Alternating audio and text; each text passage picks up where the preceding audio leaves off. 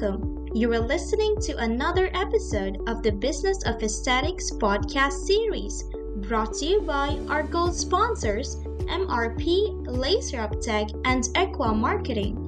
We also want to thank our silver sponsors, Lendiala, Eilis Works, and Pronox. If you would like to network and share your experience with our podcast guests and other aesthetic industry professionals, join our Facebook or LinkedIn communities by searching for Business of Aesthetics. Today we're going to be speaking with one of the finest experts in aesthetics. Get ready for an extraordinary opportunity. You're invited to join our exclusive monthly webinar, brought to you by the Aesthetic Institute and the Business of Aesthetics community. Don't let this chance slip through your fingers. Secure your spot now for a game-changing experience. Explore the details on our homepage at www.businessofesthetics.org and get set to transform your strategies. Okay, welcome. My name is Dani Zeitler. I'm a physician assistant in Naples, Florida, and I am so excited to be hosting today's episode of Business of Aesthetics. And I have with me today physician associate and ultrasound guru, Dani Sher. And it's Sher or Sher? Sure. Sure, good. Owner of Sparkle Aesthetics from the Chicago area. She's a native Floridian, which I did not know until today. You have a bachelor's degree in French, which is shocking. And she has a very interesting first career as an improv comedian. She teaches one of the only accredited ultrasound courses in the United States for injectors and holds several patents on her unique ultrasound techniques and her course. So Dani, please tell the listeners a little bit more about you and how did you get where you are today? You said it all, Dana. There's nothing more to say. Come on, there's lots more. Well, thanks so much for having me. That is the story basically. It's been a fun time in aesthetics for the past. It's been like 7 years, I guess, since I've been in aesthetics. And prior to that, I did do comedy for 15 years. And during that time, because I had a bachelor's in French, I used my French skills as like a French tutor, French teacher to support my comedy career. So I just kind of did whatever for 15 years as a comedian to make ends meet, because as a comedian you're basically a waitress. So I was a waitress for a long time and doing stuff on the side as well. So how did you make the jump from improv to being a PA in aesthetics? Because I know you did some time in the ER, right? So basically after I was doing comedy for like 15 years, I decided it was time to go back to because I was a French major, but I was pre-med. So I thought, I always loved medicine. My dad's a doctor, my mom's a nurse. I think I'll probably try to do something with a little bit more stability, something that I loved more. So then I did the emergency room. I've done the emergency room for the past 15 years. I've been an ER trauma PA and and then it's been 6 years of that time that I also got into aesthetics. I've been a PA for 15 years now. So is that how you got into ultrasound too, from the ER? Yeah, basically in the ER, I was really drawn to ultrasound because it gave me so much more confidence in procedures that we were doing in the emergency room that were previously done by landmarks. A lot of what we do in aesthetics now is by anatomical, presumed landmarks, presumed anatomy, and by feel, all these kind of like tactile feedback and stuff like that. And, I think with aesthetics, when I got into aesthetics, I felt the same way. I felt like, wow, we're doing a lot of this stuff sort of sloppy and blind. And because I had become such an ultrasound enthusiast in the ER, I thought, well, I can just do this in aesthetics too, and kind of calm my nerves a little bit about it, because I was so anxious about some of these complications that we just kind of ride out, just like, oh man, I hope this is okay, this needle bolus here, needle bolus there, hope we don't cause blindness here, and just kind of that stuff I just wasn't really comfortable with as an ER person. So I just kind of started developing my own ultrasound approaches when it wasn't really a thing. So what made you decide that you were going to, A, open a business, and then B, start your own training center? Obviously there's a need, but you were one of the first, people to really get on the ultrasound train. Yeah.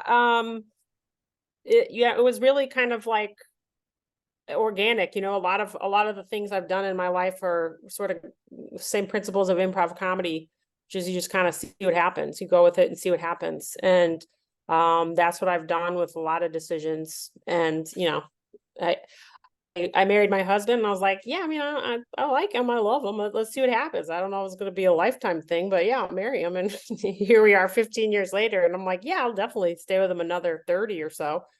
And so it's just kind of like that mentality of like, let's just see what happens. So when I got into injections, I thought like, I'm going to learn how to do injections and do some Botox parties and see what happens. And it really was just, very rapidly caught on in my neighborhood, in the village I live in, and everybody seemed to want Botox.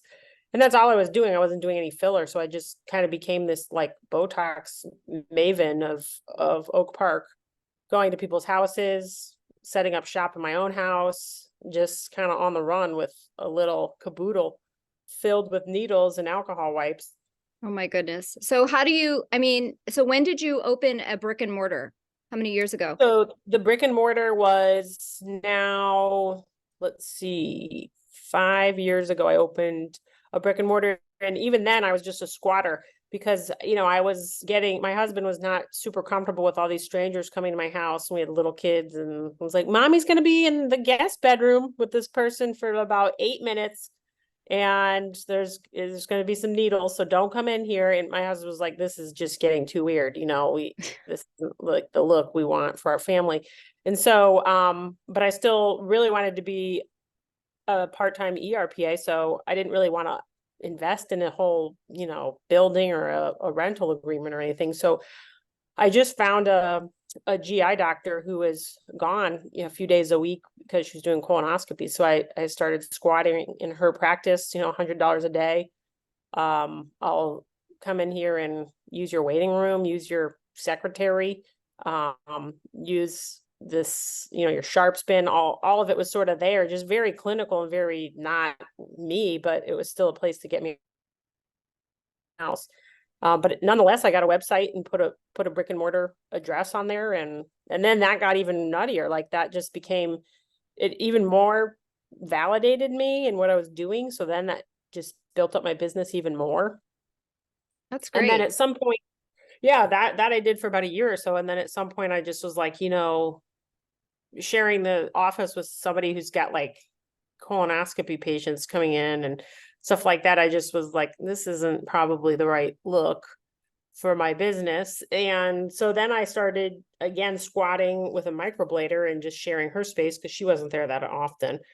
So I was just, subleasing and sharing spaces for about 3 or 4 years. And then, well, maybe, yeah, it was about 3 years of doing that. And then after a while, I just got really sick of, sharing a space. And I thought, well, I'm just going to get a storefront and it's not going to change anything. I still just be there a few days a week. And I remember my Galderma rep being like, you have no idea what you're about to do. Mhm. Like things are going to get crazy for you. And I was like, no, it's in my control. And it's just a place that I'm just going to not anymore. That's all. There's not going to be anything different. And he was right. It would just became a lot busier and I needed more staff. I mean, I didn't even have a front desk person forever. So I got, a front desk person, and then, the whole time was just building my skills, building ultrasound techniques and So you building were doing clientele, and then that ultrasound. became, You were doing ultrasound Yeah, go even ahead. then, back, even like Yeah. before it was a thing. So like, because I remember, Dr. Weiner, he started his course in 2020, and I know he talked about how he learned how to do it over COVID. So for you, you were Mhm. even before 2020, it sounds like. Yeah, you know what? My first official course, Weiner and I had our first official courses, I think, on the same exact weekend. Oh my Um, gosh. because we had already struck up a connection on Instagram DM.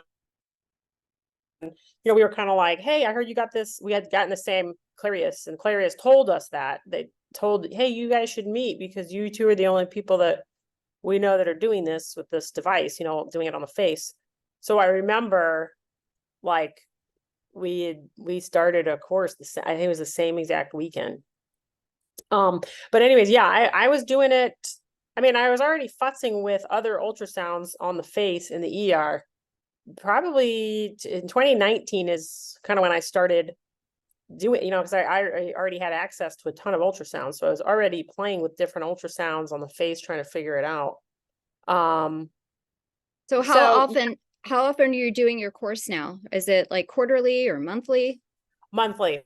I do Monthly. monthly, unless I'm doing a conference that month or traveling someplace. I usually will skip it that month, unless And there's like a huge demand for, getting a lot of DMs or requests. Like I'll open up another one. And so business wise, starting a training center, like what has that looked like? Because to me, I'd love to do some trainings too, but it's seems like taking on this whole other thing besides running your practice. Yeah, I mean that again was like not so much of a business minded or business fuel decision. It was again another kind of, I was holding these trainings and renting a hotel conference room, for these things like a mile away from my clinic. And I was like, this is kind of dumb. Like I have to pay this hotel and it's weird. It's a weird hotel. This isn't really, I wasn't thinking I'm going to start like a big training operation. And it was more like, I just don't want to do it here. And I do like doing training. So then I decided to get another space next to my med spa where I was like, this is gonna be a training room. And I always had this sort of naivete about what I was doing because I felt like, oh, this isn't that big of a deal. It's just a room where I can hold trainings. But then of course, once you build it, they come, it's like I built it and then people start hearing, oh, there's this training center. All she does is ultrasound training. And so of course those trainings became, more popular and one thing led to another. And Now you're a KOL. Yeah. Yes, I'm a key. What did I call it? K owl is what I used to call it. K owl, like an owl opinion leader. No, but So, it's pretty amazing. I mean, isn't it just one thing leads to another that leads to another, and it's organically grown, and you're so humble about it, but yet you're an expert and you're sharing your knowledge and serving others, which is really wonderful. So the new space that you just moved to, congratulations, by the way, on your brand new thank space. you. Is that a totally different space than where you were, or is it like next to that you moved into? Yeah, great question. I mean, so basically my other space that I just left was really, I had two different storefront rentals where I had one med spa rental and then one I was renting as like a training room. And I just closed both of those down and combined it into this one huge like building where I have like my training center. And then I also have like 8 rooms. So it's like tons more room from a med spa standpoint, plus this extra training space. So it's kind of all combined. So what's your square footage? About 5,000. Wow, girl, that's a lot of room. So It's a lot of room. are you planning on growing into, are you going to immediately take up all that space? Are you going to grow into it? I mean, what's your hiring look like? I know that you were interviewing for a practice manager, so I'm sure the listeners would love to hear about hiring practice manager and what that looks like. Yeah, I mean, I have needed a practice manager like desperately for probably one full year. Where it was just like, I really need someone to help me with all this. And it is probably one of the hardest roles to fill because you need to have so much trust and confidence in the person that you are kind of hoping that will just kind of take the reins and run a lot of the daily operations. So it's really hard. I mean, I tried a couple, and each one lasted about like a month. It was just kind of obvious that these were not the fit. In one way or one way or the other, it was sort of, just kind of a train wreck. So I was like, I just need to hold off and just keep looking and keep looking. And I'm not going to hire anybody until I'm like fairly confident that this is the right person. So actually I hired Job Snob, the recruiting firm that's just for aesthetics, and they just went for it. It was like a month and they sent me like tons of people. And I found, basically one of the first few they sent me, I was like, this is perfect. This person's perfect, and I really, really knew who I wanted. And that's who I hired. So it's been 2 weeks. She's been here for 2 weeks, Katie, and she's just doing awesomely. And I'm so happy and relieved. Well, I can't wait to, talk to you in a couple months and see how much easier your life is with somebody, running it for you. Sorry. Yeah. So I'm excited for you, and I am grooming as well. I'm grooming one of my front desk to become practice manager. So we're doing lots of trainings. So we'll both be able to compare notes of what it's like to have somebody else help us, which will be great. Oh, yes. It's just, I can't wait to talk to you too when you get her full-fledged. I'm excited. So tell me about, I know you do Patreon as well. So tell me a little bit about Patreon. And I don't know how long you've been doing that, but that's another way that you serve the injector community by sharing your knowledge, and it takes up even more of your time. So what is that process like? Yeah, I mean, because I get a fair number of complications sent my way, and I actually really enjoy, trying to figure some of these things out.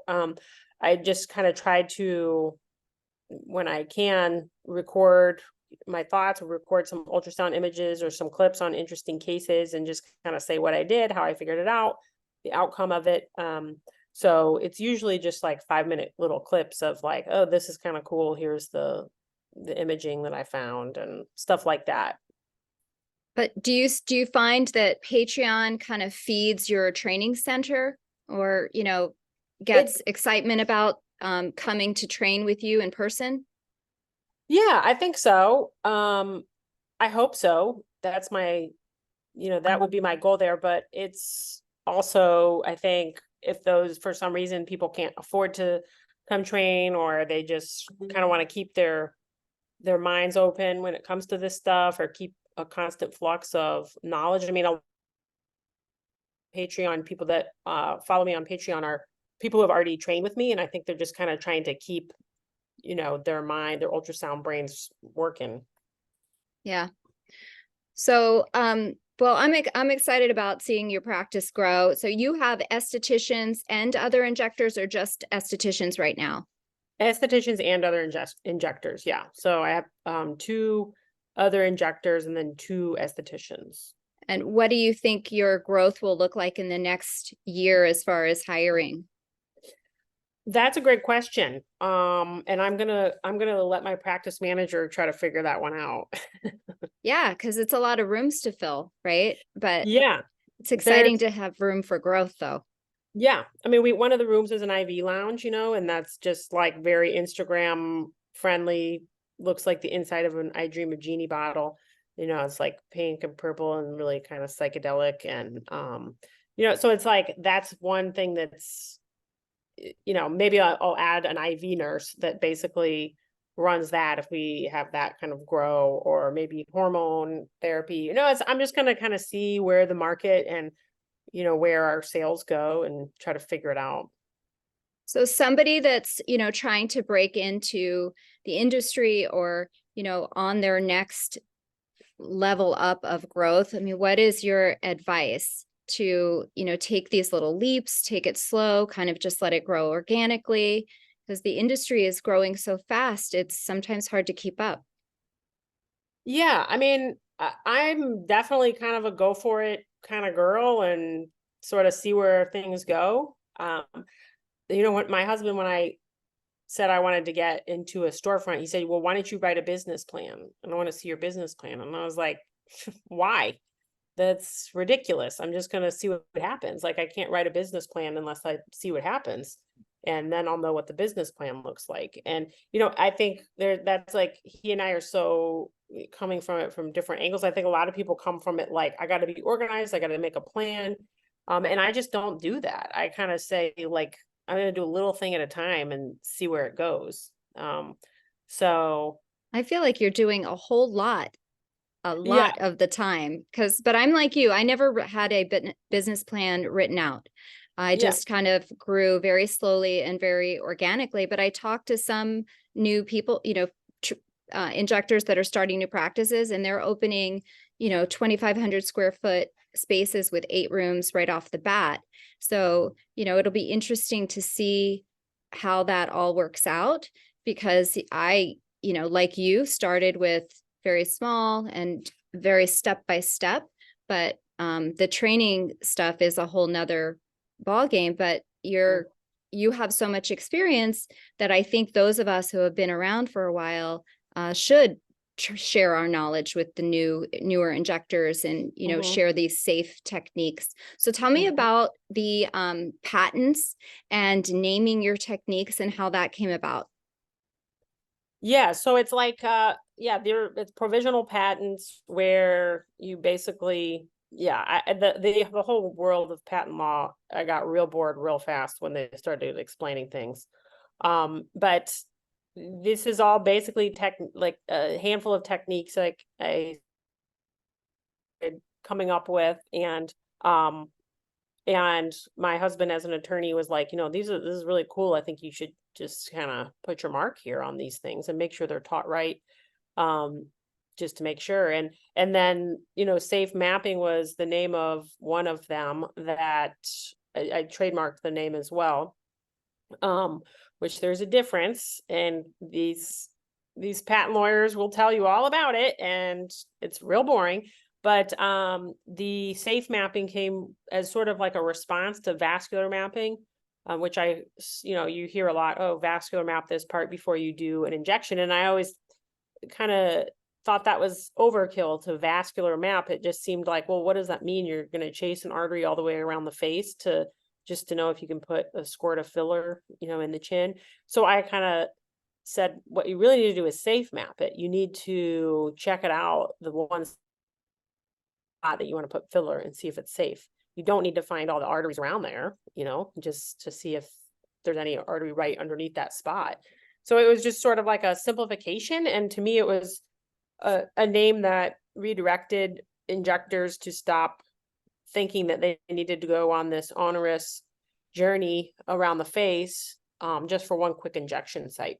So I came up with the name safe mapping just to say, like, now you just need to just quick and dirty, get in there, see if you can put your needle there.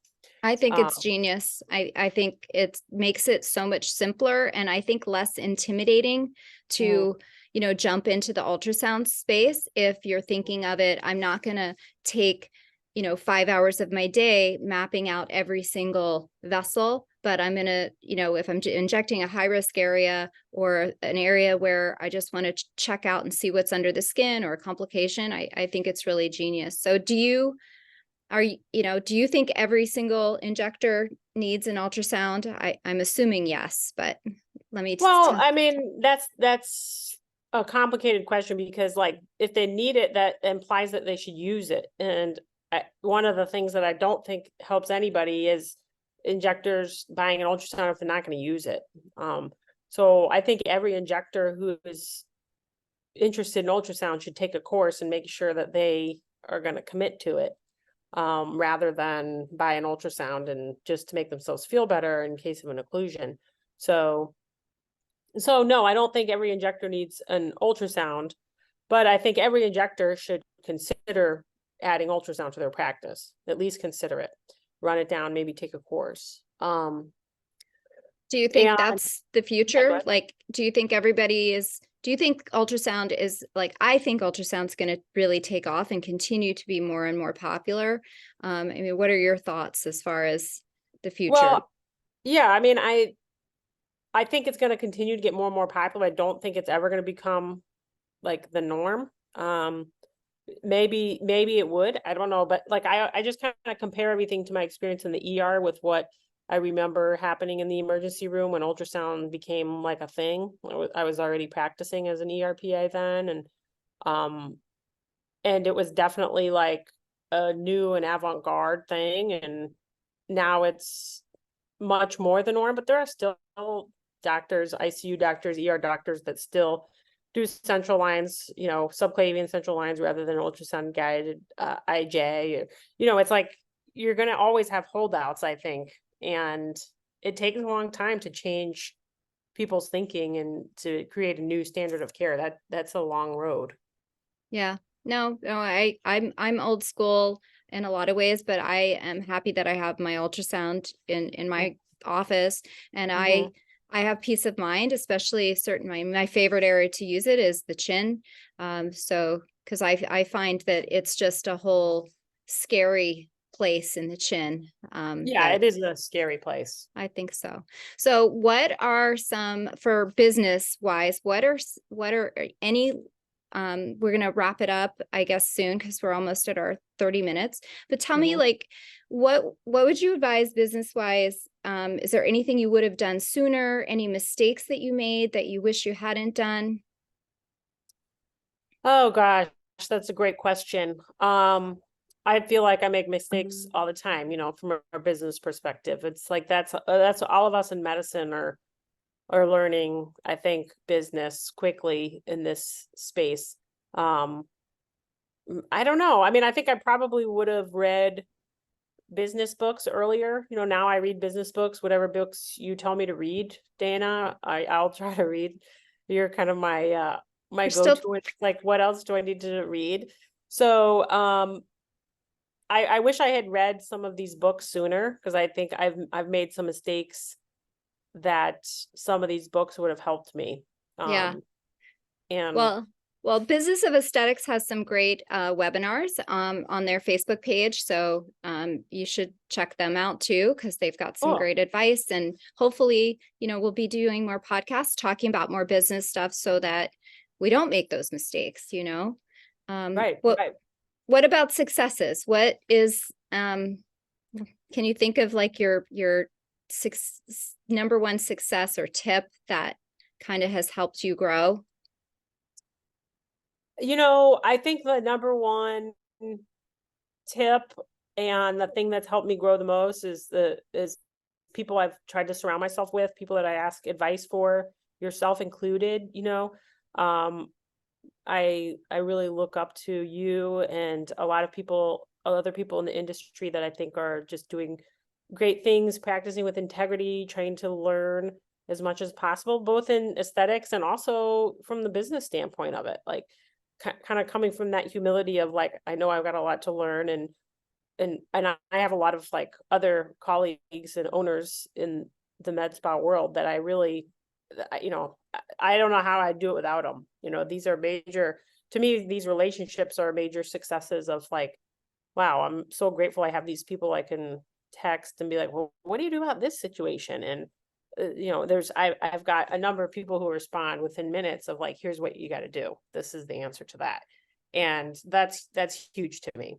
No, I agree. So it's all about relationships. I think, like you, I'm grateful for my relationships, with other injectors. And also I'm grateful for my relationships with my patients too, because that really helps. So anyway, any final thoughts? And I want to make sure all of the listeners can find you on, whether it's your Patreon. I want to share your website and share information on how people can find you to train with you. Yeah, that's just on my website, sparkleaesthetics.com. And then there's like a training thing. You just click the training thing. Okay, because I will make sure I share that with your bio so that people can find you. And what are you on Instagram? Dani_Sparkle_PA. Perfect. So if anybody doesn't follow Dani yet, follow her, because her videos are, I didn't even get to talk about your videos, but You make the best videos with local colleagues and colleagues far away too. I don't know how you do the little clips from one colleague and another colleague, and it almost looks like you guys are together, but you're not really together. They're really awesome. Thank you. Thank you so much. All right. Well, thank you for joining me. Thank you for sharing your pearls. Thank you for telling us all about ultrasound. And if you look up Dani at sparkleaesthetics.com and go and train with her. I am still waiting to go and train with her. I can't wait. And thank you for listening. Thanks, Dana. Thank you all. Bye. Bye. Thank you for joining us this week on the Business of Aesthetics podcast series, brought to you by our gold sponsors, MRP, Laser Uptech, and Equa Marketing, and silver sponsors, Lengia Law, Eilis Works, and Pronox. Would you like to join our growing group of aesthetic industry experts and get featured on the Business of Aesthetics podcast? Or do you know someone who would love to share their strategies for growth in the aesthetics business, providing quality patient care or their clinical expertise? Head on over to www.businessofaesthetics.org/podcast/show and apply to be featured as a guest on the show. Remember to subscribe to this podcast on iTunes, Google Play, Amazon Music, or wherever you listen. If you would like to engage with today's or any of our past speakers, join our Facebook group or LinkedIn group by searching for Business of Aesthetics. Thank you and have a great day.